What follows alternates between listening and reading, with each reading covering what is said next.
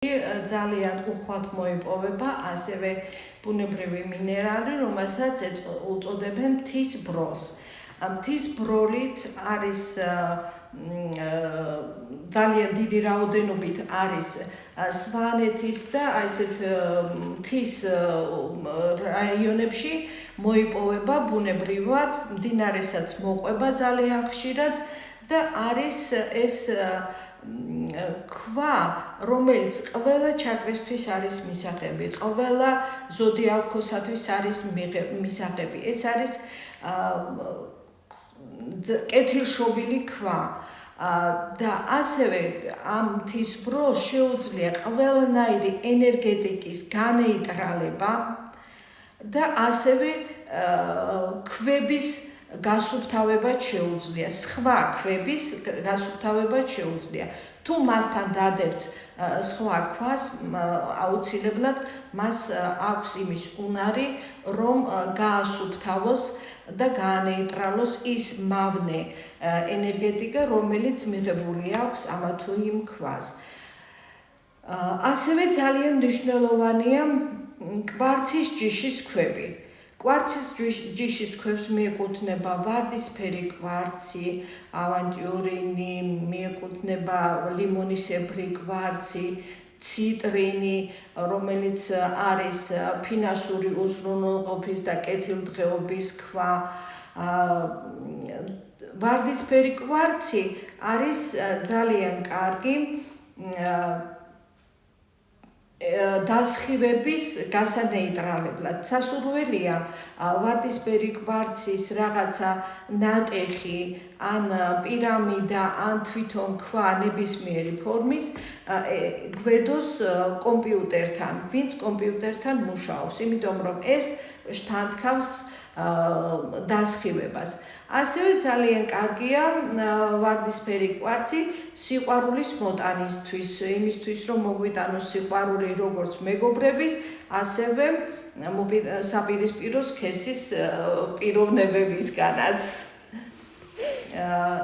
ძალიან კარგია იღბლის მომტანი ქვა, ყველაზე ძლიერი იღბლის მომტანი ქვა, ეს არის ავანტიურინი, რომელსაც აქვს მწვანე ფერი და ასე შემდეგ ძალიან ბევრი ქვები, რომელსაც სხვადასხვა ენერგეტიკის, სხვადასხვა დროს, ასევე ჯანმრთელობის მომტანი ძალიან ცნობილი ქვა არის ნეფრიტი და ასე შემდეგ, კიდევ ძალიან ბევრი.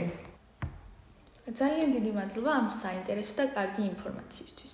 გარდა სამკაულებისა, ქმნით თუ არა სხვა სახის აქსესუარებს და ბაზარზე ძირითადად რაზეა მოთხოვნა? ძირითადად მე ვქმნი, რაც ბაზარზეა მოთხოვნა, საერთოდ ბიზნესი ყალიბდება, მოწოდება გასაღებას ურთიერთკავშირზე არის დამოკიდებული. ეხლა არის მოთხოვნა, ძალიან დიდი მოთხოვნა არის სამაჯურებზე, ყელსაბამებზე, საყურეებზე, რომლებსაც ყველა ქვით მე თვითონ ვქმნი და ყველა არის განსხვავებული და განსაკუთრებული. სამომავლოდ რამის სიახლეს ხომ არ სთავაზობთ თქვენს მომხმარებელს? გთხოვთ გვესაუბროთ თქვენი გეგმების შესახებ. მომხმარებას ვთავაზობ ყოველდღიურად ახალ ნაკეთობებს, სისტემატურად ახლდება ჩემი ნაკეთობები მოთხოვნისა და მიხედვით, ასევე ვიღებ შეკვეთებს, სასურველ შეკვეთებს, თუ ვინმეს აქვს რამე კონკრეტული, რამე განსხვავებული მოთხოვნა, მასაც ვასრულებთ ქვების თანაწყობის და ხარისხის მიხედვით. რას ვთავაზობ სამომავლოდ მაქვს სურვილი გავაკეთო სალონური ტიპის მაღაზია, სადაც ჩემ პროდუქციას განვალაგებ და შევთავაზებ მომხმარებელს. დაინტერესების შემთხვევაში შეგიძლიათ დამიკავშირდეთ და სასიამოვნო იქნება თქვენთან ურთიერთობა და თანამშრომლობა. და ბოლოს, რას ეტყვით რადიო მსმენელს კასპის დასრულთა განათლების ცენტრის შესახებ? კასპის დასრულთა განათლების ცენტრის შესახებ ვეტყვი მსმენელებს, რომ აქ არის ძალიან კარგი გარემო, ძალიან სასიამოვნო გარემო, ძალიან კვალიფიციური პედაგოგები, რომლებიც აძლევენ საშუალებას ბენეფიციარებს, რომ მიიღონ სრული განათლება ამა თუ იმ მიმართულებით და ძალიან დიდი სურვილი მექნება, მე პირადად მაქვს სურვილი იმის გამო, რომ თბილისში არის ასეთი კურსები, ძალიან ბევრი მინანქრის კურსები. ძალიან სასურველი იქნება კასპშიც თუ იქნება, იმიტომ რომ დროის დეფიციტის გამო არ შეგვიძლია სხვაგან წასვლა და სხვაგან მიღება დამატებითი უნარჩვევების და თუ კასპში იქნება ასეთი მიმართულების, იქნება ძალიან სასურველი. მით უმეტეს, რომ ამ ცენტრის ხელმძღვანელობა ყოველთვის ეხმაურება იმ მოთხოვნებს და იმ სურვილებს, რასაც ნებისმიერი მომხმარებელი თუ ბენეფიციარი იქნება წარუდგენს და წაუყენებს. ასევე დიდი სურვილი მექნება თუ იქნება ამ სასწავლო ცენტრში ფრანგული ენის კურსები, რომლის შესწავლა ძალიან მინდა.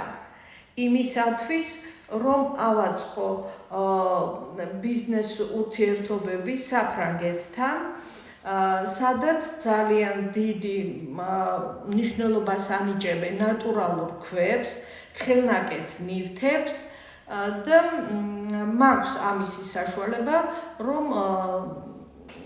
შექმნა ასეთი რაღაცა პატარა საზოგადოება ერთმანეთთან ურთიერთკავშირისა და თუ დამეხმარება ამას ჩემი აქ მიღებული ცოდნა ფრანგული ენისა, ნამდვილად სასურველი და სასარგებლო იქნება ჩემთვისაც და სხვა კიდევ კასპელი ზრდასრულებისათვის, რომლებიც უკვე ასაკში არიან ჩემსავით და აქვთ სურვილი კიდევ უფრო მეტი და მეტი ისწავლონ. ძალიან კარგი. ქალბატონი ლიას ისტორია არის მაგალითი იმისა, რომ ყველა ასაკში შეგიძლია დაეუფლო ახალ პროფესიას, განივითარო უნარები და იყო წარმატებული.